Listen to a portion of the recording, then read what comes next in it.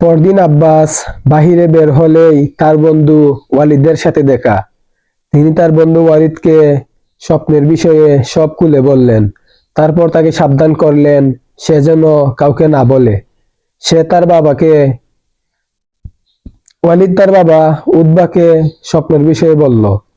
এভাবে পুরো মক্কায় স্বপ্নের কথা ছড়িয়ে পড়ল।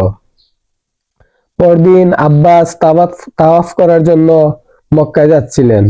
আবু জাহেল তাকে দেখে বলল, হে আব্বাস, তাওয়াফ শেষ করে এদিকে এসো। আব্বাস তাওয়াফ শেষ করে আবু জাহেলের কাছে গেলেন। আবু জাহেল বলল, কোন মহিলা নবী তোমাদেরকে এসব কথা বলেছে? আব্বাস বললেন, কিসের কথা?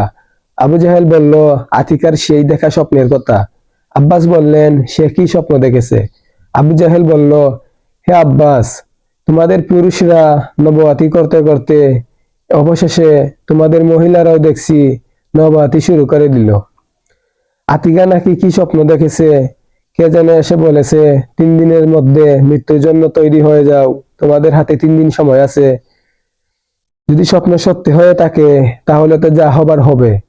আর যদি 3 দিন পার হয়ে যায়, কিছু না ঘটে, তাহলে আমরা লিখিত ঘোষণা করে দেব, কুরাইশদের মধ্যে তোমরা মিথ্যাবাদী, প্রতারক।